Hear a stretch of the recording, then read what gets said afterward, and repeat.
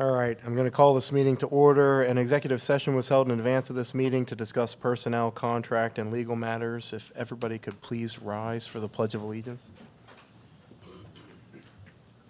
Pledge allegiance to the flag of the United States of America, and to the republic for which it stands, one nation, under God, indivisible, with liberty and justice for all. Thank you. At this time, I'm going to motion to adjourn to executive session for a brief moment to discuss some things. We will return to vote afterwards. Second. Any discussion? Anyone opposed? All right, hearing none, motion carries. This meeting is adjourned to executive session temporarily.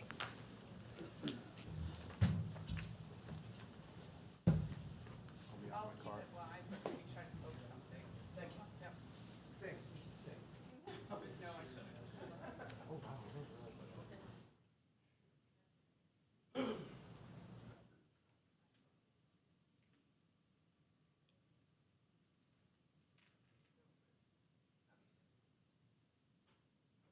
So just so everyone knows, we are still live, and that mic is on up there.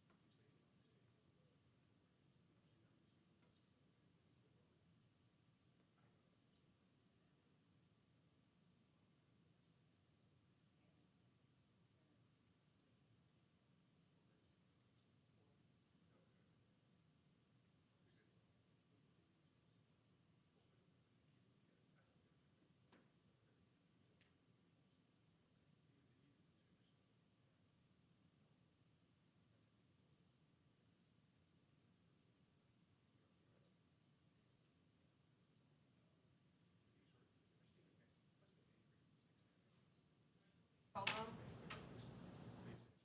Did I have something spelled wrong? No. Okay. You're fine. You know me and spelling. I know. It's okay. We got you. If we're spelled wrong, we got it.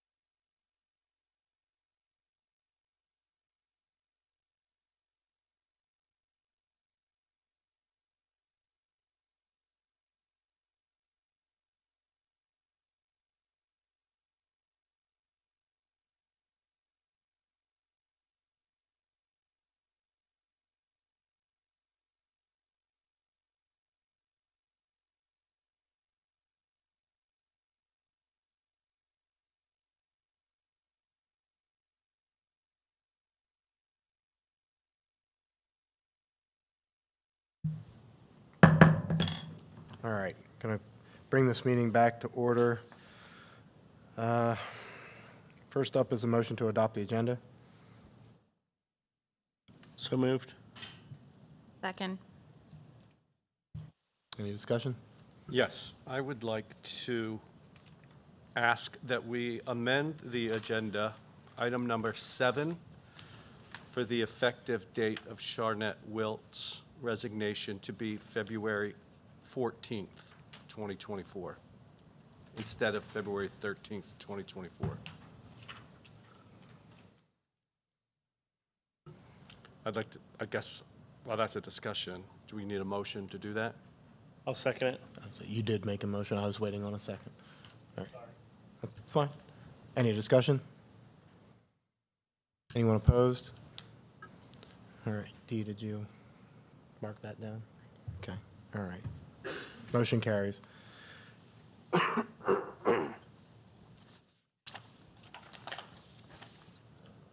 right. So how about a motion to adopt the newly modified agenda? So moved. Second. Any discussion? Anyone opposed? Hearing none, motion carries. At this time, do we have any public comments on agenda items only? None in the crowd, none online. Next up is a motion to approve the minutes from the January 16th, 2024 regular board meeting, the February 6th, 2024 policy committee meeting, and the February 6th, 2024 caucus meeting. So moved. Second. Any discussion? Anyone opposed? Hearing none, motion carries. Looks like our student reps ditched us tonight. Yeah. Okay, all right, moving right along. Next up is number 7, a motion to accept the resignation of Charnette Wilt, representative of Region 3, which consists of Duncannon Borough, New Buffalo Borough, Watts Township, and Reed Township, effective February 14th of 2024. So moved. Second. Any discussion? Anyone opposed? Hearing none, motion carries. Got some treasurer's reports there. Next up is a motion to approve the payment of orders for the general fund prepaid for $283,852.13, and the general fund check summary of $865,020.38. So moved. Second. Any discussion? Anyone opposed? Hearing none, motion carries. Next up is a motion to approve the 2022-2023 financial statements and single audit provided by Clasic Associates. So moved. Second. Any discussion? Anyone opposed? Hearing none, motion carries. Next up is a motion to approve a refund in the amount of $456.79 for the 2023 real estate taxes to the Duncannon Fire Company for the property at 27 North High Street in Duncannon. So moved. Second. Any discussion? Anyone opposed? Hearing none, motion carries.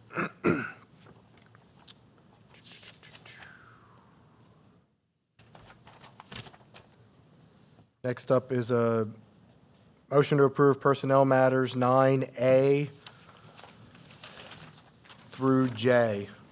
So moved. Second. Any discussion? Anyone opposed? Hearing none, motion carries. Next up is a motion to waive the coaches matrix for baseball coaches not to exceed the amount of $11,325 combined. So moved. Second. Any discussion? Anyone opposed? Hearing none, motion carries. Next up is a motion to waive the coaches matrix for track and field coaches, boys and girls, not to exceed the amount of $12,310 combined. So moved. Second. Any discussion? Anyone opposed? Hearing none, motion carries. Next up is a motion to approve the first reading of policies 702.1 sponsorship, and 239 foreign exchange students. So moved. Second. Any discussion? Anyone opposed? Hearing none, motion carries. Next up is motion to approve the board discipline committee's recommendation for student 012108. So moved. Second. Anyone opposed? Hearing none, motion carries. Next up is a motion to approve the academic calendar for the 2024-2025 school year. So moved. Second. Any discussion? Anyone opposed? Surprised we don't want to talk about the calendar some more? No? All right, hearing none, motion. Mike, We can if you'd like to. Nope. I do it. You Nope. open the door, Jonathan. Hearing none, motion carries. Should have kept my mouth shut. All right, I guess it stays with me for CPA CTC update, but unfortunately, I don't have a lot. I was not able to make the last meeting. I was out of town for work during that board meeting, but Dr. Jones was able to represent Susquenita at the new board member orientation that they held in my absence and just for himself. And I did get notification that they are doing those that orientation again for any additional new board members or just continual or returning board members that are interested in such a thing. I will be sharing those dates with the rest of the board. I will do my best to get there, but again, if my work makes me go away, I'll be away. It is what it is. So that's what I have on that. Meeting schedule is there, listed there, and information items of broken laminator. Did you break that, Dr. Fox? No, sir. Okay, I probably was Mr. Funk. All right. Administrative report, your turn. All right, thank you very much, and good evening, everybody. First, congratulations to our Blackhawk cheer team for their outstanding performance at the PIAA state cheerleading competition. Great job, and congratulations to our team and to coaches Warren and Timchek for their outstanding leadership. As we wind down, congratulations to our winter sports athletes in wrestling and basketball, girls and boys indoor track and field, swimming, and bocce. Bocce continues to roll, and I believe they're entering playoffs coming up. And to our athletes, please keep up the good work as they enter into postseason play. I believe you skipped wrestling. Wrestling as well. Thank you. Sorry, I had that written down, but thank you for that clarification. Sectionals coming up here Friday and Saturday. Friday is, yep, the girls will be on Friday, and the boys will wrestle on Saturday starting at 10 o'clock. Special thank you and congratulations to Mr. Ben Caraher and Mr. Myron Sharowski for leading the PICO band. They had a lot of adjustments to make due to the inclement weather and really did a great job of condensing and just really maximizing the amount of time on Saturday for an outstanding Perry County band performance that Saturday evening. February this month marks Career and Technical Education Month. As we know from our relationship with Cumberland Perry Career and Technical Center, CTE provides our students with hands-on learning experience that prepares our students for college and career readiness. We're proud of the 70-plus students that attend from our high school and the 20-plus programs from Cumberland Perry Area Career and Technical Center. Thank you to our CP, CTC, and JRC members, Dr. John Rubish and Mr. Jonathan Fry, for their support in preparing our students with the skills, knowledge needed for the dynamic and ever-changing global workforce. And I definitely encourage anybody to go and visit to see all of the programs that they have. The dental lab is phenomenal. We had a chance to tour that last time to see the Dexter heads, and it is just like walking into a dental office. I did get a little flashbacks there when I was in there to being in my own dental office. Has the smell and everything. We'll be having a scheduled half-day on February 15th for family conferences. Please check our website for dismissal information, and students will be off February 16th as teachers will be in with a professional learning day. And February 19th will be off for President's Day. So to our students, enjoy this time off, but come back rejuvenated and ready to rock and roll as we continue in this third marking period. Finally, congratulations to choir Pima Region 5 place winner Madison Scott on her accomplishments, and to Mrs. Weaver for her incredible leadership as Madison did an outstanding job representing Susquenita School District and Susquenita High School. Thank you. Thank you, sir. Any other administrators wishing to provide anything?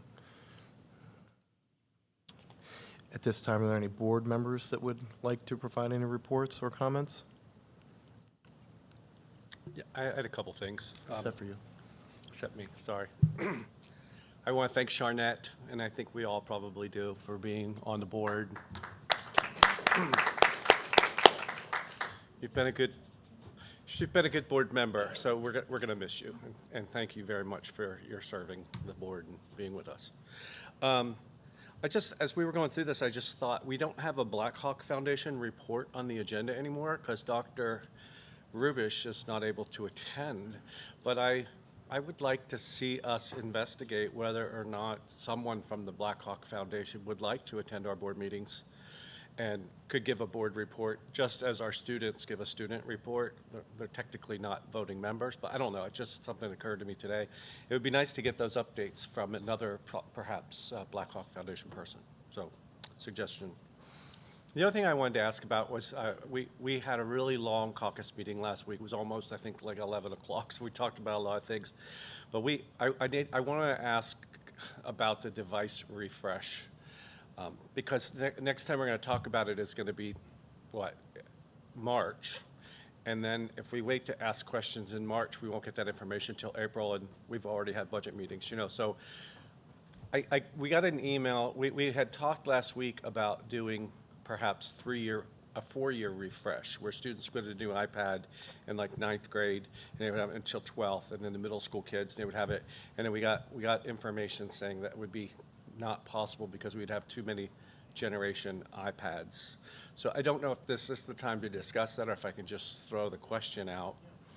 I'd like to see what the financial cost would be for a three-year turnaround and what the cost would be for a 4-year turnaround. And admittedly, I don't know all of that. But if it's a matter of hundreds of thousands of dollars, and if it's a matter of having too many generation iPads, I would be willing to entertain hiring an additional technology staff person. If we could hire a new, younger tech person who knows how to do that, not necessarily younger, but inexperienced, someone like at the bottom of the salary scale who can go in and if that were to create too much work for our tech people, I'm wondering if it would be more affordable for us to hire someone at $35,000 a year as opposed to spend $150,000 a year because our device refresh is now 3 years instead of 4 years. So those are some things I would like to know about, and maybe it can just be shared at caucus next time or. Sure, we were certainly prepared at caucus for March to go over an overview during our curriculum and instruction updates, because we feel that devices are part of our curriculum and instruction, and we're going to include that in our curriculum and instruction updates that we typically have moving forward every month. But since it was certainly mentioned, we did a lot of work, huddling up, looking at 2-year, 3-year, 4-year, multiple rotations, figuring out what is responsible, what is practical, what is applicable, and what protects the integrity not just of the program, but also maximizes instruction, which is the key core. And lastly, which is significantly important, more than it's ever been, is making sure that there's no vulnerabilities with these outdated devices, that they can A, be updated, and B, are on our network, and making sure that they have the protections necessary to be able to make sure that that those assets aren't a risk, that they're utilized effectively. Having multiple generations of iPads, depending on which type of class, can cause some educational concerns, because you figure inside of a classroom, if you have a split grade level with multiple generations, it could cause some headaches and some consternation for a teacher who's doing different activities and not being able to utilize certain functions that they want to be able to utilize and interface with. In terms of the pricing, I don't have that number, so I won't even pretend to quote that for you right now. We'll make sure that number is available. So what you're asking for, just so I can clarify, is you're asking for a number for what a 3-year device refresh would be per year and what a 4-year device refresh per year would look like. Is that accurate? Yeah. Okay. The only thing I have to say to your statement you just made is that as long as the iPads are running the same operating system, the only big change that Apple has made was the difference between a button and no button on the iPad. So operationally, they're not any different if they're running the same operating system. Yeah, because I think, It's not I think like an the issue Android where was you go once from they one to got the more other. than 6, we were talking previously when they got more than 6 years old or something like that, you couldn't install the OS updates on them. But yes, as long as they're on the same OS, then the support should be. Okay, Pretty so standard, but- we will look at a 3-year cost, we'll look at a 4-year cost, share that information, and you can give us what direction you would like moving forward from there. We will also give our recommendation, because again, sitting here, I believe it's my job to provide you a recommendation as to which one of those 2 refresh cycles we believe, as well as we will also give you the pricing for what we believe another technical support individual would be to be able to help manage some of those devices and the amount of devices that it would be, and we would look at where that would fit into our support staff matrix and what a reasonable salary and benefits would be for that individual. If I can ask another question, again, I just need to have clarity since this is something I'm voting and making a decision on.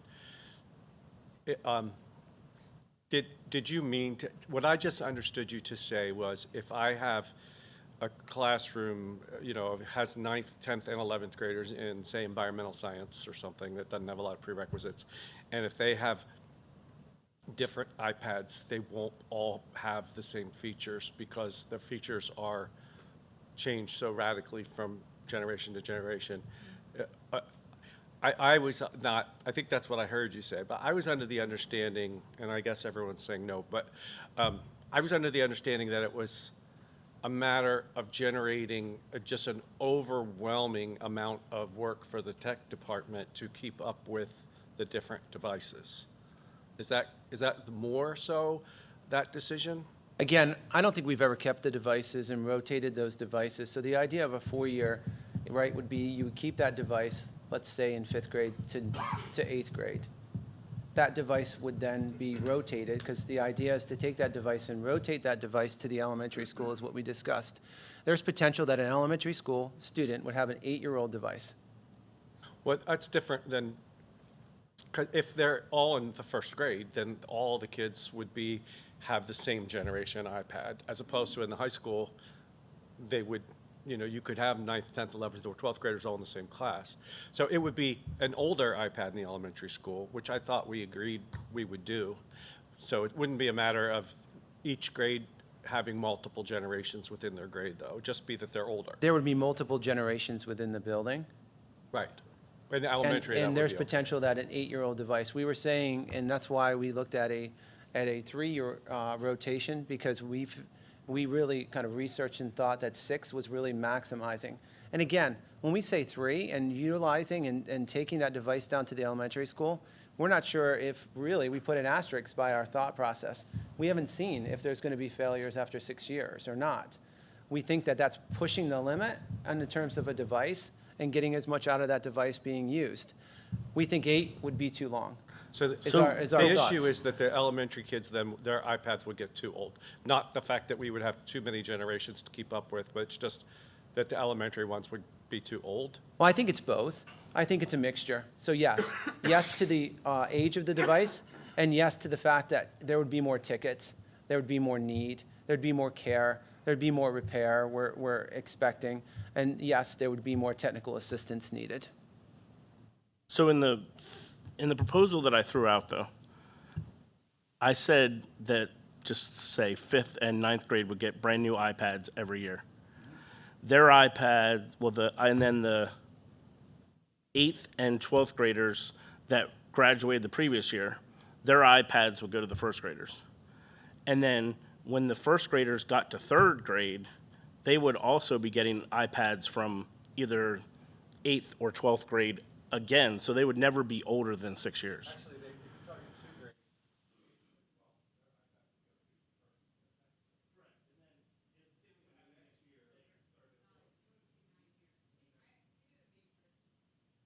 We will be prepared to show you what that looks like in terms of the No, the because there's- generations and the years. But we're getting 2 grades of iPads dropped to the elementary school every year. So that means that every 2 years, the iPads would be only 4 years old. Right, and that would give 6 years total. It would give 6 years total.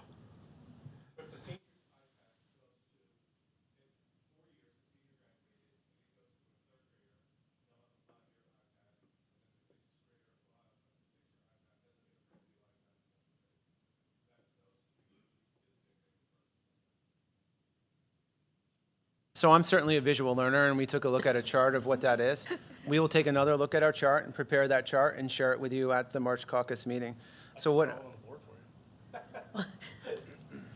So what I'm hearing is a 3-year, and what I'm also hearing is a 4-year to take a look at the financial. Also looking at any unintended technical assistance and cost of any ancillary people that may be needed. That's not necessary, because what I'm hearing is the reason we wouldn't do a 4-year refresh is because the iPad would be too old in the elementary school. So I thought it was because we didn't have enough staff to take care of it. Unless that is still an issue. Yes, I believe with the age of those and the way that would be rotated, it would still be an issue. Yep. And we'll take a look at that as well, and we will see what that visually would look like, kind of laid out for you. I have a question, maybe this is for Christine, not that I'm trying to bypass you.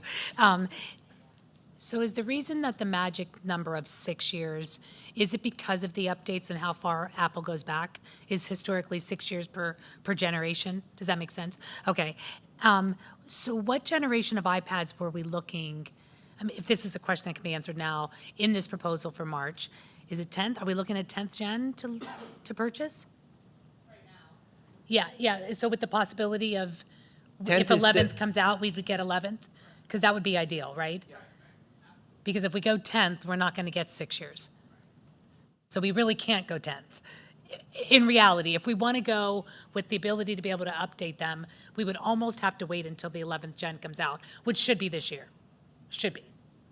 Yeah, because they didn't do one last year, right? So, okay. Do you, and I think I asked Dr. Fox this sort of in passing when we were at the SEA meeting, do you have from the numbers, just because I know Charnette asked me this, and I think Amy asked me this last week, what the per price is for the iPad out the door? Like price for iPad, case, Apple Care, if we're doing that. Do you know what that is? Because I'm just kind of curious what that number is. These two asked me, and I didn't know. I didn't even know what that answer was.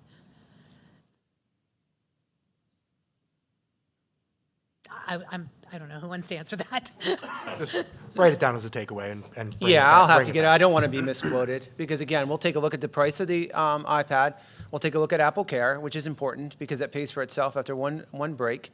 We'll take a look at the case, and we'll give you what that price of that device is, because I think that's what you're talking about. Not just the price of the device, but the price of the case, the price of Apple Care. You know, Yep. whatever that looks like And that will be for us, but we based don't on know that pricing right that we now. have for the 10s. We don't know that right now. I don't have that memorized right now, I'm no. not memorized, but I meant, do we already know what that is right now? Sure, Okay. absolutely. Is there any way that could you email that to us? Or do we have to wait Yeah, till March? He's going to send it to us. Oh, did you just say that? I'll Sorry. send out any information you want ahead of time.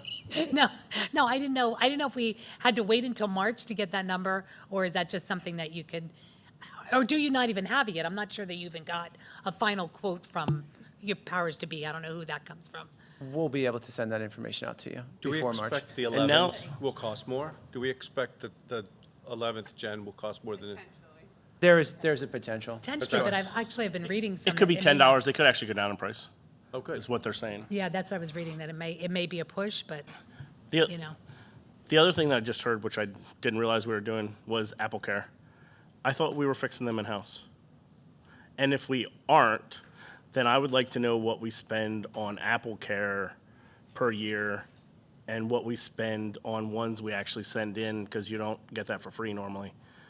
And because then I might be back to where Mike is, that it would be cheaper to hire an in-house person to do it ourselves. AppleCare is AppleCare. free for, so you pay for the AppleCare, but for schools, the fee is waived, the $50 fee is waived. Not the price of Apple Care. How the much price to is the send it price back. $199, or, and is it only cover 2 years, or is it cover 5 or 6? Because that's gonna, We can include that in the pricing, it depends, you could do 2, 3, or 4, but it's just the AppleCare, in the public's, or private, when we use AppleCare, you have to pay another fee, that's waived for schools. So there is no fee per device that's getting. Like your and in the deductible. past, So- they had that, and that's why we didn't use it. and that's perfectly fine. I would definitely like to see that number then, because Mike might be right. We might need to hire a person and just do it ourselves. So roughly, just, I do remember this number. It is between $15 and $17, and I, don't quote me on, it's one of the two. It's either 15, 16, or 17, in that range, for 4 years per device. I So don't- it's about, Which is way cheaper than what they charge the public, but I- still, then what are we gonna do year 5 and 6? On Amazon, is- on Amazon, it's not that cheap, so I just want to make sure that number, we'll find that number for us. so we get Well, that's educational what I'm pricing. saying, yes. And that educational pricing is for, yes. And it is priced and bundled together. So I took that price per bundle, broke that apart for the 4 years of which AppleCare is per device. That will be factored into the out-the-door price for the iPad and broken down. Yes, in years 5 and 6, when it's not there, when it's broken, if it's damaged, either need to be repaired with stock that we have, sent out for individual repaired, or tried to be repaired in-house, or salvaged. Why, would we still be charging insurance for these? Yes, that's a discussion. Certainly, we would Because couldn't we, I don't even know if we did this in the past, but couldn't we take that money that we get for insurance that could be used in a pot to deal with any things that happen after years 5 and 6?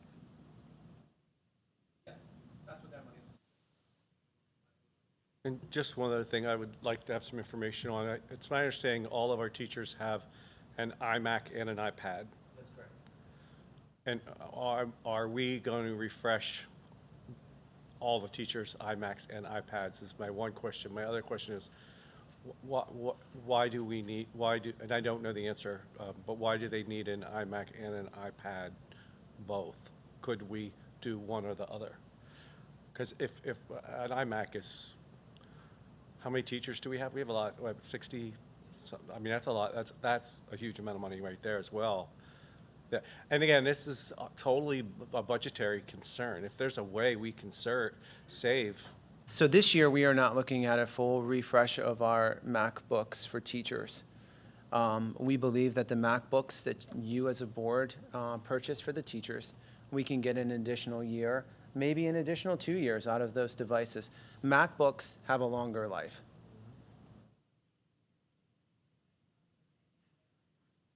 We are replacing their iPads. They will be part of the device refresh cycle. Having had just a regular laptop, why do they need what I consider a laptop and iPad? Like, why do they need, just help me understand why they need both. Sure, having the iPad allows them within the class to be able to be mobile, number one, but number two, to be able to see what the kids are seeing, interface with how they're seeing it, being able to design things that the kids see and the dynamics in which they'd be able to see. So we want them to learn along with the students, and therefore having that device allows them to do so. Laptop doesn't have the same, it can't do the same thing an iPad can? Like, a teacher can't. It functions more like a laptop, Mike, than it does flat screen device. The iPad functions more like a phone. It works off keys, and the I iPad works more like a phone. I understand that, so I don't understand why we need both. Because you can't carry the MacBook around the class and use it effectively, and it's not the same. When you're doing something on the MacBook, it's not going to be the same as it is on the iPad. It's not going to operate the same. You're going to click on the screen instead of clicking on a enter button and using a mouse to move it around. So if you wanted to, if you want, I'm arguing, maybe not arguing, but presenting. I'm doing this the wrong way. I might be doing it wrong. My understanding is what they're saying is that show a student something on the iPad and they have it themselves, they're able to look and see it the same way they're seeing it. Laptop is off a different operating, so to speak, and so you're not seeing it the same way on the laptop as you would visually what they see on the iPad. So a way to maybe look at Mike's idea, and obviously you'd want to talk to the teachers who are going to be using this equipment to teach with. It might be simpler in the future to switch the teachers to iPad Pros. Right. And then they would only have one device. Because you can still get them the bigger ones. We, either next year or the following year. So can we have the staff from?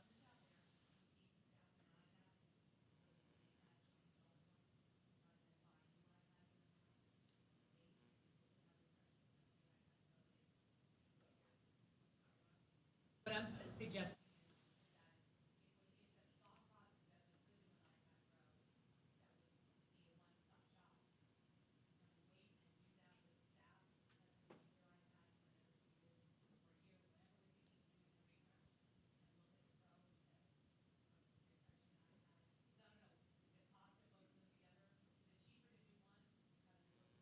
Not significantly right now. It's not a huge cost savings. Right.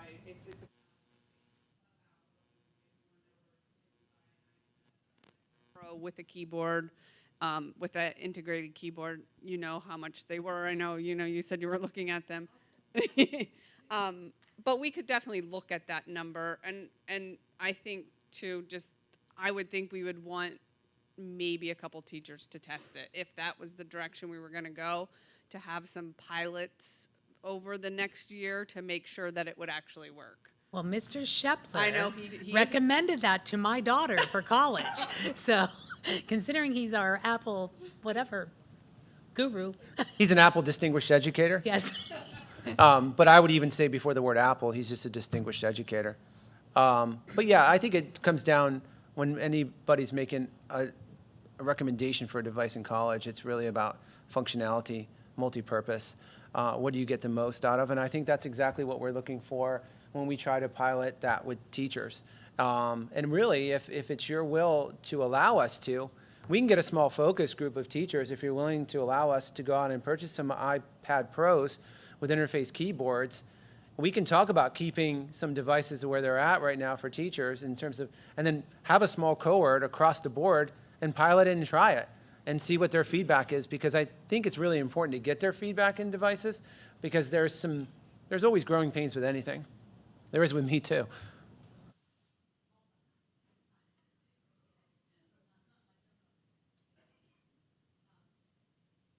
While we're in this discussion, I will throw out the idea, and I know it wasn't popular last week, but people chatter after these meetings sometimes.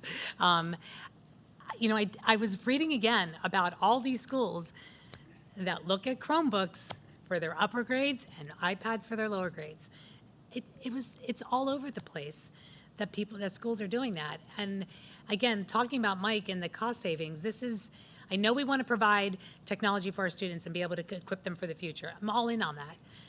But I'm also trying to figure out how we manage this budgetarily with other things that we have on the horizon and other things that we know that we'd like to push money towards, least of all, a teacher contract and salaries. So I don't know if that's something we could get the thought process of others on the board. Would they be willing to look at that? I don't know. Sure. I guess I guess if you're asking, because this is kind of a public time and I'm allowed to make my opinion is not Chromebooks. I will make that very adamant, very clear, very pointed right now. And the reason I say that is the functionality.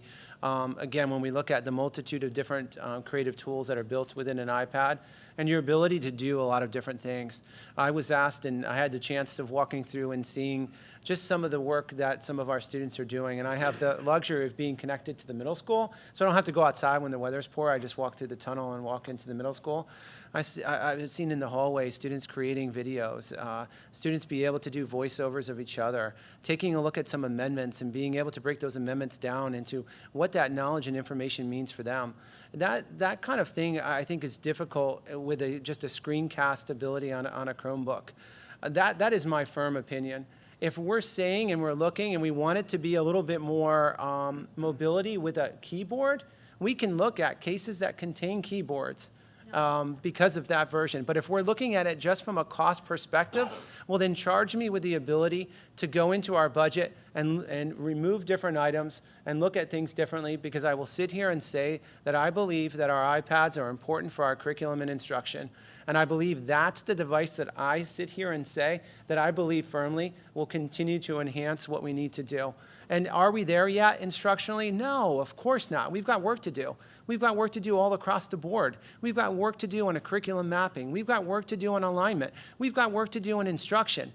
And that's good work, because you never fully arrive with that work. And that's work that our team is committed to do, and that's work that we carve out time to do. I'm passionate about that work, but I'm also passionate, and I believe firmly, about a K through 12 having the same device and having iPads. I believe in it. Let me and let us carve through that budget and find other items that we can say maybe we need to delay. But this is an item I do not want to delay.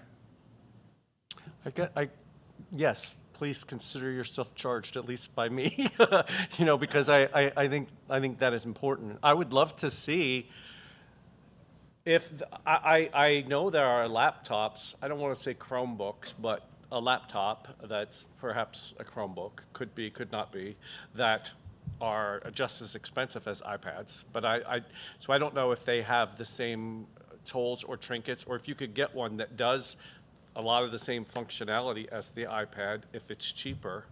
But an analogy that I am using, and again, this all comes down to money.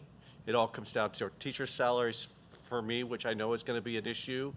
And then I'm thinking, are we driving Escalades with heated seats when we could be driving a Honda Civic and still get the same thing done?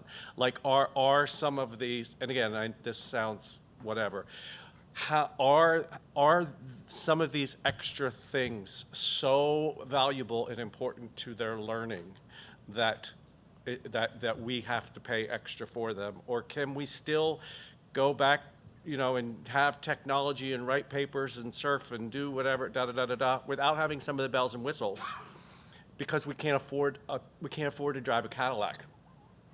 Well, I think the question is a good one, but my personal opinion is I think we ask the question, and then when the administrators answer it, we have to trust them. So when Dr. Fox says that, he stands behind the iPads and believes the iPads are what we need to deliver the curriculum, then we as a board take that and say, then that's the answer. We have, that's my opinion, that. That's not fair. That's like saying we can't use our heads. Like, I think we can disagree. But I think the other thing you have to think about is that you can say a Chromebook, and I would ask why these articles are saying high schools are going to Chromebooks, because a Chromebook can be very inexpensive, but a Chromebook is in a lot of different forms, and a Chromebook can also be as expensive or more expensive than an iPad. Yeah. I think the more important question you have to go back to is, how do we want to educate our students, and what do we want our students to come out with at the end of that? And what I'm hearing the board and what I'm seeing, and I saw it last week at Invention Convention, I'm seeing it in my own home, is that we are teaching our students how to be creative and how to be educated to be problem solvers for the future. Not what we were learning years ago, but how they need to be able to be marketable in the future. And that's different. Technology is involved in so many different things. Yeah. I am seeing, and some board members heard me say, I'm seeing my 7th grader use our smart TV and take his iPad and stream on our TV and be able to modify videos and create a presentation, which is something that as a 7th grader, I wasn't able to do. As a 47-year-old, I'm not able to do. I didn't even know my TV could do that. But I think it's that creativity and that problem solving and being able to use a tool, which it's an iPad. There are lots of other tools that could do that, but it's taking this tool and how does this tool educate our students? And what types of avenues does that open for our students? And so I think when we focus so much on the fact of, is it an iPad or is it a Chromebook, we are losing sight of the fact of what do we want a tool to do to educate our students? And I don't care what it is, it's what does that tool do to educate our students from K through 12? Yeah, And what I'm hearing is that the iPad really has that flexibility to not only educate our students, but provide that creativity and that flexibility for not only our regular ed students, but also our students with special education needs. There are lots of tools and resources that can be adapted and modified to help all of our students across our entire district. Yeah, and I don't disagree with that. I think that's exactly what we're trying to do. We're looking for, and I think what Mike's bringing up, if I'm wrong, Mike, correct me, is that we're looking for that tool that does exactly those things to be able to equip our kids for the future. And if that tool can be done on A, for a more cost-effective way that's equally as beneficial to our students in maybe 7 through 12 for one thing and K through, I'm all about listening to the fact that the iPad might be the better option for the lower grades. All I'm saying is if there's a possibility to do that for a more economical way, because again, going back before COVID, we were not 1-to-1 below 7th grade. So this is a brand-new budgetary thing we are addressing right now because we have no ESSER's money and we are looking forward to the future, what this is going to cost us every single year. And is there a way to do that? And I'm not talking articles that I read. I read one article. I'm talking all the school districts that are out there that are using Chromebooks. And I can't imagine they're not having creative things being done in their classrooms. That's all I'm saying, you know? And certainly for every article, there's another article, really, when it comes to research. And I, you know, there are some studies out there, some case studies. There's one I'll provide you and you can look at. And yes, it was funded by Apple as from SIMBA, which is an independent research company, educational research company out of Bethesda, Maryland. It does a pretty good job of breaking down cost per device and what that cost per device looks like. And really, so I guess this is where we need. I'm hearing pricing for 3-year, pricing for 4-year. I'm getting my list of homework assignments because it's important because we want to make sure, because I hear a lot of asks, and what I need is right now a solid direction from you as a collective board, respectfully, not individuals telling, but a collective board group. What are you asking me to provide for you? I'm hearing a 3-year cost, a 4-year cost, a cost per device, price for AppleCare, and do you want me to look at what, and bring physically a Chromebook here so you get a chance to see what a Chromebook is and then what an iPad is? I'm not asking you to bring a Chromebook in here because I'm well aware that there are multiple different manufacturers of Chromebooks. So I don't even know what I would tell you to bring in here. I don't know if you... So what are you looking for in a Chromebook to get a pricing structure, though? Were you saying that there are some things that only an iPad can do? Can we look at a comparable, for lack of another word, Chromebook, which I agree is, that could be anything, a comparable laptop type of a device that... What would that look like? Help me develop what that looks like. Well, I'm asking because you mentioned that, I got the impression from you that there were things that the iPad could do that you couldn't do on anything other than the iPad. That's why you feel so strongly about the iPad. I do. I believe with the So free there- Apple creative tools that are built into that device, such as, when you look at clips and pages, the ability to interact, the ability, again, with all of our interface TVs and having Apple TVs and be able to push work up, the ability to mock that up, the ability of our teachers to be able to mock up assignments, using that and being able to annotate over top of a document and send it back. It allows for that collaboration that I don't think it really exists short of that. If there is a device out there that's a Chromebook that does those things, I don't know about it. Okay, listen, I'll take it on myself to try to research Chromebooks out, to try to call some school districts, see what they're using, see how they're using them, and I'll find out. Maybe I'll get back to you guys to see if there's something comparable that we could get a pricing on from an educational standpoint. Because obviously I know I can't go on Amazon and look it up. I can't go to Costco and look it up and know that that's going to be the price that we can get for schools. Because I can't sit here, I'm not a tech person, I can't sit here and tell you, I need you to look up the HP 310 GE. That's not what we're asking. I'm not looking at a model number. What I'm looking for is, what do you want our students to be able to do with a device? And then we can go out and find what a pricing of that model looks like, whether it be a Toshiba, an HP, whether it be a Dell. The brand doesn't matter to me. What is it that you want our students to be able to do with a device here in this district? From what I've seen and heard, and this is my limited experience, having 2 teenagers in the district and having talked to other people, is the majority of our kids are doing worksheets and submitting assignments and getting assignments back and turning things in and taking tests and taking quizzes. And if that's the reality, even though there's all this other amazing functionality, I would even be willing to entertain, if we have teachers that are doing the things you're talking about, let's let them use the iPad. Let's mix it up. But my experience is the majority, and again, I didn't do whatever, the majority are just using them for what I described, which is can be done on maybe any device, and it's just it's completely and totally 100% just, to me, like, why do you need heated seats in your car if you're, if you live in Arizona or whatever? I mean, I'm trying to figure out why do we need to be spending something costly because there are a couple people doing things creative when maybe that's not financially feasible with some of the other challenges we have. That's my question.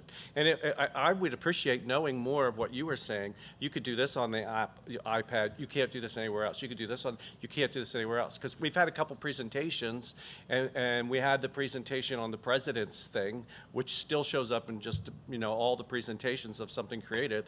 But there's been about 3 things. Like, I need to have a better understanding. Like, I'm okay with us not doing those 3 projects ever again because we need to give our teachers a salary increase. I can honestly sit here and say both of our buildings would not be an Apple distinguished school if there wasn't creative and engaging lessons and activities occurring. The difficult part sometimes is we do some pretty creative elements each day. And I was looking through some of the feedback that occurred just today, and there were some pretty creative activities that occurred just today. The difficult part is, I think our teachers do it on a regular basis, and so do our students. And we kind of sometimes take that for granted, that that's just what we do. What do you mean that's creative? I'm at awe sometimes when I walk in and see what our students are able to do. It's amazing. It's amazing work. And we continue. And we want to continue that. And we want to continue that momentum. A device that allows you to do that in the hands of a teacher is great. A device that allows you to do that in the hands of a great teacher is powerful. And that's what we're doing. And that's what we want to continue to do. Certainly, if this decision is a financial decision, then I will sit here and people can kick me and throw things at me later. Then we do no refresh this year. Period. Let's just keep what we have right now. And let's go status quo. Because I do not want to move backwards with Chromebooks. It's hard to say how much of a financial decision it is because we've not seen any numbers. So maybe we start there. And I purposefully didn't want the numbers to get in the way of the instruction. We and our job is to provide you a budget that meets our curriculum needs. And to say, this is what we need in order to be able to deliver the curriculum. That's our goal. And if you're saying, I want something different, or give me those numbers, then that's the charge, and that's what we will certainly do. I will absolutely do that. But we wanted decision-making not to be about the finances and the numbers, but about what it does. We'll give you those numbers, absolutely. But honestly and wholeheartedly, if those numbers get in the way, then let's roll with status quo for a year. I'm okay with that. But I would rather not go with Chromebooks right now when we can go ahead and continue to show, demonstrate. And with those questions, I will take that onus on, because I didn't do a good enough job as superintendent of showcasing what our students are able to do on a daily basis with technology. I will take that on. I apologize for that. I should have had more presentations here and invited you into more opportunities to see that. I take it for granted because I get the chance of seeing that daily, and it's awesome. That's fair for you to take that on. Most of us have children, and we see what our children are doing at home with the iPads. I just haven't seen anything all that outstanding, and I've been in other schools that are doing equally outstanding things using other devices. But I respect your passion. I appreciate your passion. I'd like to see some of those numbers, and I just would. So what? Excuse me. Back to my. What's the age on the oldest iPads in rotation at this point? In our school right now? Yep. They're 8th generation. Sorry, what does that make them as far as years old? So we purchased them 3 years ago. This is our 3rd year. They're Okay. 8th generation. Okay. And I But say 8s are still taking the OS updates Yeah, and all that stuff? absolutely, Okay, yeah. so three, And I think so if it- you had to put a life age, you're saying 3 years ago? I think. Around 3 years old? We could, yeah, they're 3 years old. We've had them, this is our 3rd year. Okay. At the end of this year will be 3 years. But Okay, and you're looking at numbers for a 3-year and a 4-year refresh. And so if you were to pause the refresh cycle this year, that would put you at the 4th year. So I would say that that is a valid idea that we could consider. I think the takeaways are 3-year and 4-year refresh cycle numbers with itemized cost of price per device at each, because those numbers could change, including the device, the case, the Apple Care, and what else was there? Or were those the 3 things? Do you want numbers on potential for attachable keyboards or anything like? No, okay. Okay, so does that make sense? Yep. Is that good? I Do just you- have a question, Absolutely. though. They are 8th generation, just for clarity, Christine, because I'm like not sure that I'm understanding this right, and I'm not being patronizing for real. The 8th generations were released in 2020. So if they go back only 6 years for updates historically, they're only going to have 3 more years, maybe 2 more. So even if, I guess my question is, what is going to happen, whether it's a 3-year, 4-year refresh, whatever we decide on, what's going to happen when they're no longer being updated? Are we keeping them? We don't know. Well, my recommendation is that we wouldn't be using them connected to our network, because they will pose a security risk. So whether they can be used in a different way, I don't know, but then they can't get apps. They can't connect to iCloud. They really are a brick. And we're just basing it upon past. I don't know what's going to be in the future. Correct, but I guess my point is, if we cannot get to 6 years on these iPads, then it's I don't want to say misleading, but it's misleading to say, we're going to keep them 6 years and not have to refresh or buy them again. Because you could easily come to us in 2 years and say, these things are bricks, sorry, it didn't make it as long as we thought. And I'm not saying you're doing that like nefariously, I'm just saying that's the truth. So for me, if we're looking at doing this at all and having it really legitimately be keeping them 6 years, you have to wait until the 11th comes out, the 11th gen comes out, and do it from there. That's going to only give you the best shot of getting the 6 years. It could be 7, could be 5, but historically, the sixth generation still being updated to the 17. I mean, I don't think we disagree with that. I think the only, if we look at it and we, depending on which we go with, it will just further the 8th generation in the building, if that makes sense. It won't replace the 8th generation. Correct. Fast enough in the elementary school. So that is, and I'm not sure. Is it, right? so, like, I guess my point is, if we have this presentation saying we're gonna rotate these down, if it's not even realistic, we're gonna get 6 years, that adds a whole other element of cost that we gotta figure out, It's right? unrealistic to think that we're not going to get 6 years. Why? Because if you look at the iPhones, they're still at least updating 10s, which came out in 16, if I'm not mistaken. Yeah, so I can those tell are you, 8 years old. I have the updating cycle for the iPads. The last one that they're still updating on iOS 17.3 is the 6th generation, and that's 2018. So that's 6 years. The 2017 fifth So generation that's why is I'm on saying, I'm the thinking, 5th generation. I think they're gonna continue upgrading them until about the 6 to 8 year mark. Okay, right now, they're not. The iPad 5th generation, which was released in 2017, is not being updated to 17.3. Yeah, but that's when the chip changed and a bunch of other stuff in the iPad, so I think that is going to get longer from here.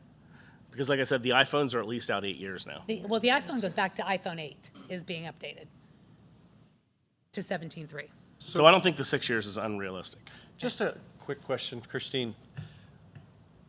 So we don't have a filter, for lack of another way of saying this, that's in our district that protects our students when they get online. But we have to rely on each device having the filter to protect our children. Is that right? So really quick, there are multiple layers of protections, and due to just that being under the auspice of safety and security, I would much rather feel more comfortable having that discussion not in public.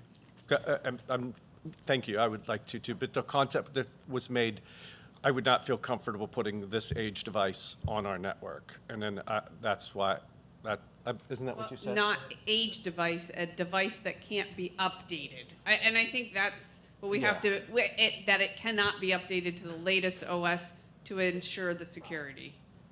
Every time you update an iOS, the iOS comes out, right, or the updates, it patches problems, vulnerabilities, right? We can talk about it in executive session. I don't know what security that means. Like, does that mean all of a sudden porn can show up on that iPad? I would think not. So, but I just need to understand that a little better, because that's very, very, very important. I think it's also important for us to remember that the iOS updates are not based on the age of the device. It's based on the release date of that particular device. So we can buy a brand-new iPhone or an iPad 9 now, but it was released in 2021. So that's where the 6 years starts. It doesn't start because we just bought them in 2024. Is that correct? Yeah.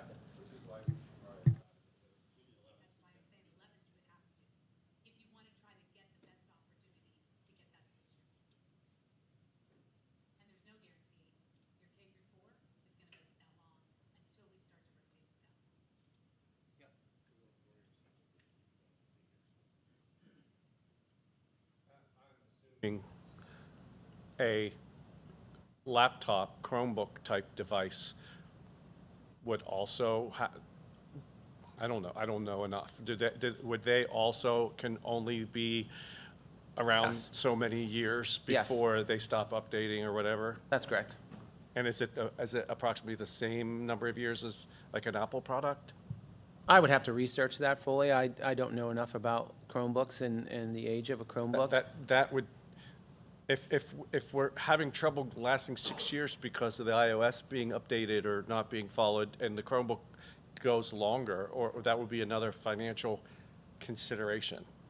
If you know, Christine, is that done on Chrome's operating system, so that wouldn't necessarily. Google. A Google Chrome, like Google's It's operating Google, system. yep.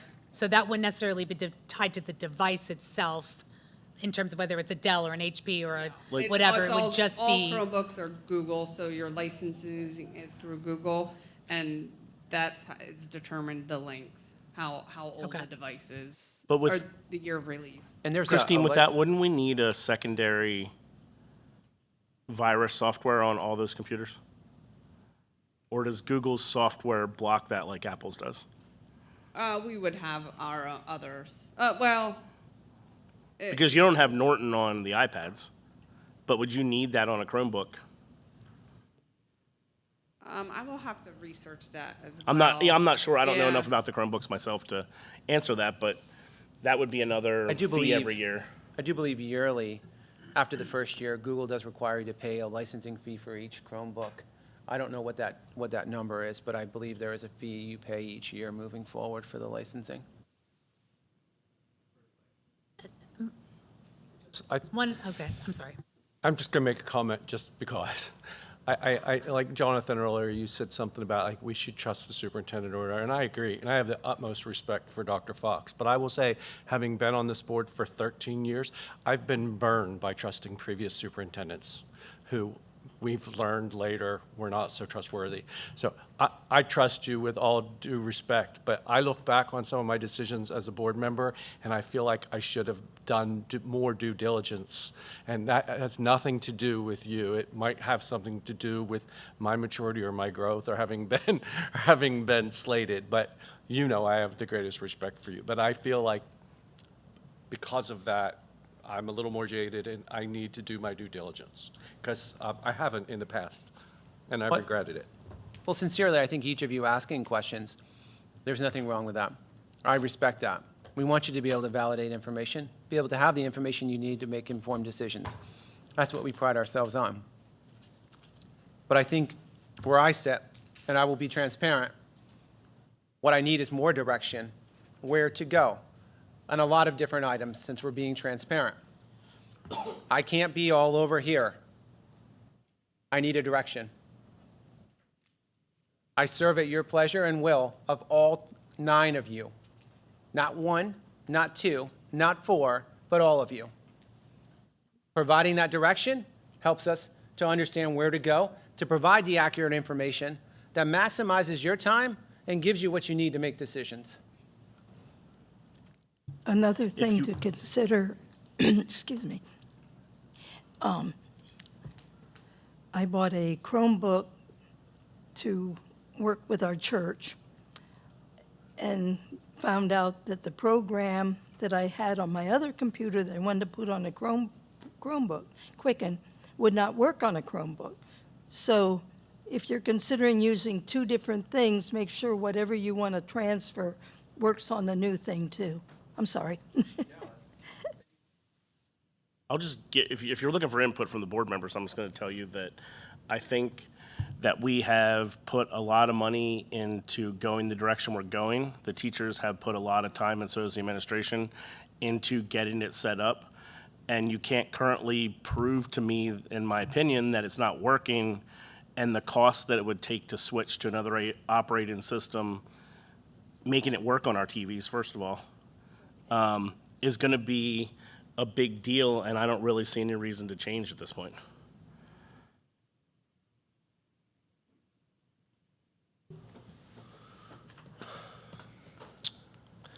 All right. Maybe you should hear from everybody.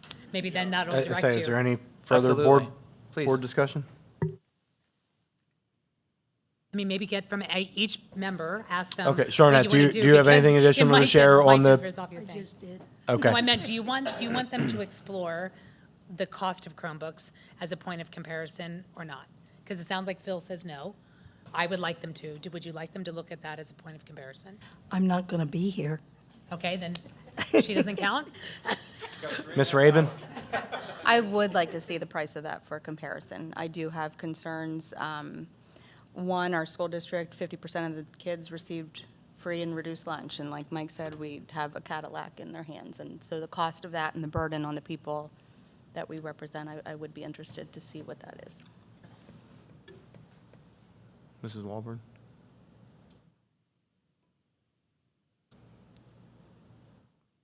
doesn't matter. If it can do what it needs to do from an educational standpoint, that is my concern. Whether it costs $200 or whether it costs $500, our purpose here is to educate students and prepare them for the future. So if that's what it needs to be, and what I heard the superintendent say is he's willing to evaluate the budget elsewhere so that we can do what it needs to be done to educate our students to prepare them for the future, which is our portrait of a graduate, then that is a sacrifice that I am willing to make for all of the students of our district. I'm not sure what the answer to that was then. Are you saying that if a Chromebook could do it for $200 equally the same as an iPad, you would not want to do that? I'm not sure, I'm just asking. I want to see I'm fine with seeing the comparison, that's but my it. focus is the education. I'm not going to nickel and dime because somebody thinks that something is cheaper over another. I want a comparison, but I want it to be, here's what we can do with an iPad. The Chromebook has to be that it can do the same thing. And if we can't find a Chromebook that can do the same thing that we are currently doing with an iPad, then a Chromebook can't do what we can currently do with an iPad. So there is no comparison. Because what we can do educationally with an iPad, that is where we need to go, and that's the thing that we need to think about. And I was going to say, I agree with Marcy. Like, I would like to see the comparison. I don't care if we're Apple versus a Chromebook. I just want to make sure that we're getting the best bang for our buck. And I want to make sure that we have instruments that are doing what need to be done. But I also understand we're looking at a $4 million deficit. So there may be things on these apples that are very nice and creative that we just can't afford to do anymore because we need to move to something, a cheaper technology.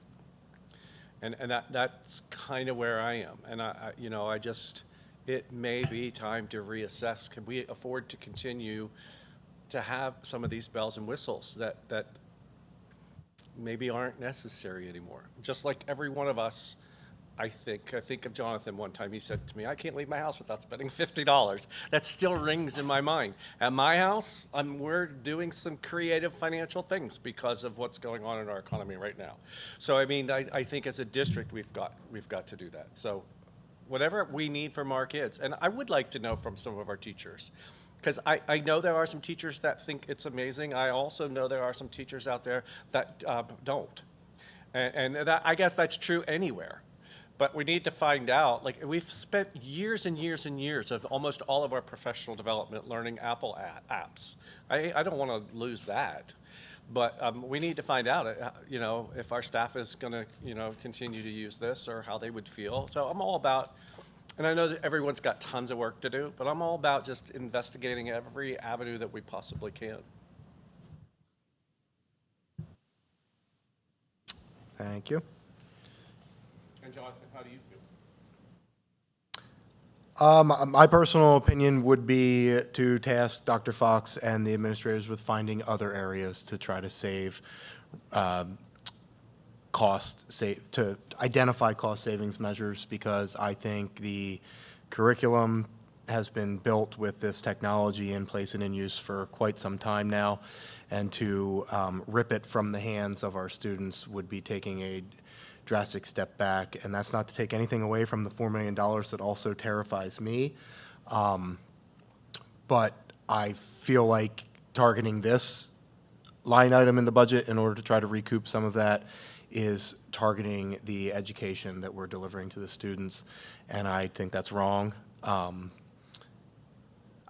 would be in agreement with Phil that I would just go forth with the iPads and figure out how to make it work with finding the money somewhere else, potentially, if it's even there, outside of changing the refresh cycle to try to stretch out the dollars that way. I don't have a problem with focusing there, trying to make that work. But to take a lot of the work that's been done in this district to get us to Apple Distinguished Schools, to, like you said, apply all these professional learning days, teaching the teachers, the students, all the progress they've made using these devices, to then deviate away from that just seems kind of silly to me. But, you know, I get where we're at financially. I understand some sacrifices need to be made, but this is not the one that I would be looking to target at this point. So the charge is to a 3-year, 4-year price per device, and to also look at finding a Chromebook that mirrors the functionality of what we feel is important to be able to deliver the curriculum. Is that accurate? Yes. Okay. And another possibility, as Jonathan was talking, because we are, and the reason why I'm talking about computers is because it's one of our big ticket item, you know that, but maybe we look at continuing with Apple but maybe we look at not having Apple devices at the elementary school at all. You know, when we first started Apple, we only did the high school. Then we added 8th grade. Then we did 7th grade. And then we had COVID. Now we have K to 12.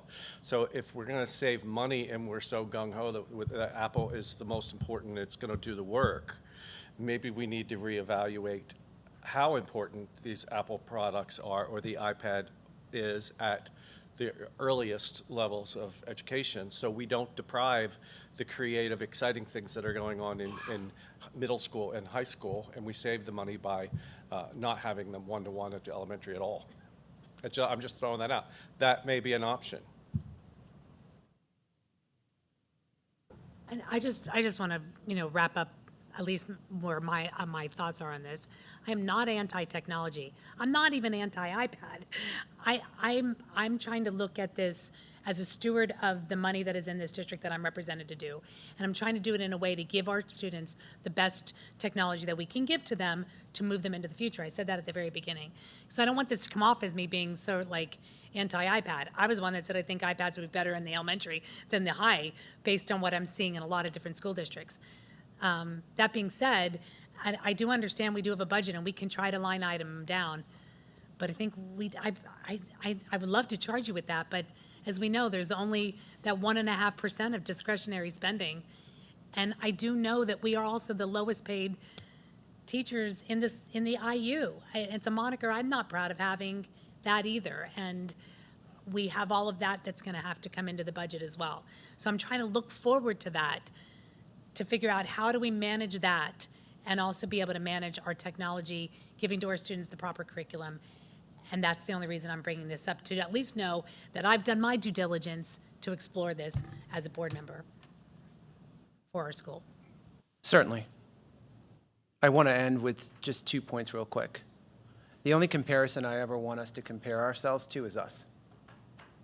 As a district, the only persons in other districts I want us to compare to is us. Where do we see ourselves? Where do we see ourselves going? What do we want for our students? And then our budget is really a litmus test and a measurement of what we value. And I'll leave at those 2 thoughts, and we'll do our assignments, and we'll bring those assignments back to you in March. But in the meantime, I will email you the price per device that you would ask for, and we'll be able to give you that.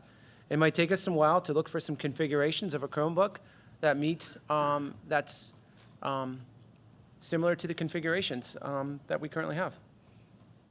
And we'll get some pricing on that as well, some educational pricing. If that is the charge, then we certainly will go forth with that recommendation from you and provide you the best information we can to make informed decisions. I believe it is, so proceed. All right, if there's nothing further, is there any public comments? Oh, I'm sorry, hold on that. I just wanted to say congratulations to the 4 middle school students who made it to the PA Invention Convention and represented our school very well. They were awesome. It was neat to spend the day with them. Also, a huge thank you to Ms. Zell for encouraging them and supporting them to do that. And a thank you to Ms. Matosh, Mr. Shepler, and Ms. Snyder for coming and seeing all of their inventions and supporting them, and seeing how Mr. Shepler really encouraged the students, had a conversation with them, and really started to encourage them to be able to kind of see some collaboration between Ms. Zell and Mr. Shepler for the middle school and the high school, and how that could encourage them to be future inventors moving forward with their projects. And so just a great day to see that, knowing that there were only 50 projects taken to this state level. And so to see 4 of our students make it that far is really a great honor. So congratulations to them and to Ms. Zell for their hard work. Thank you, Mrs. Walborn. Any other board members wishing to provide any reports? All right, at this time, we'll go to public comments. Please, your name and township or borough that you live in. Kelly Noss, Penn Township. My area is actually on the agenda, but I wanted to wait till you made it through that. I know that we are down a board member due to personal reasons, and then now with the resignation, what is the steps forward to potentially filling that position? Because then we're going from 9, then down to 7, particularly with budget coming up and everything else. Yeah, there's going to be an application process. There will be a posting, a public posting made available. Dr. Fox, you can expand upon it if you Sure, wouldn't certainly. mind. So probably starting tomorrow at some point, you'll see a posting that will go out for the position. It's Region 3. So our board members and our team is made up of different regions to represent the various different municipalities and boroughs in which we serve. Region 3 is made up of the Watts Township area, the Reed Township area, and I believe it's New Buffalo as well in that area. Duncannon Borough, New Buffalo Borough, Watts Township, and Reed Township. So that will be the region that will be advertised for. What we'll do is, at that point, we will ask for letters of interest. We'll ask for their resume. We'll collect that information, and then before, we'll have a special board meeting that will occur before our March 5th caucus meeting, and we will interview candidates at that time with a series of different questions. The board will then engage in open discussions and determine if they want to fill a position based on the best candidate that they feel is important to serve the needs of the school district and serve the needs of the constituents in that area. And then that person, if a candidate is chosen, will be sworn in and will become a part of the board at that time.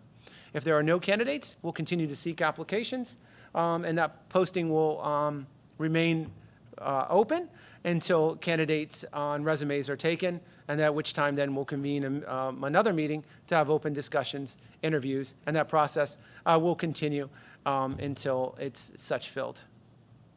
But it will occur within 30 days. Thank you. Are there any public comments online? There are not. At this time, I will take a motion for adjournment. So moved. Yeah, I said I'd take a motion, but okay. All right, it was seconded. Any discussion? Anyone opposed? Hearing none, motion carries. This meeting is adjourned.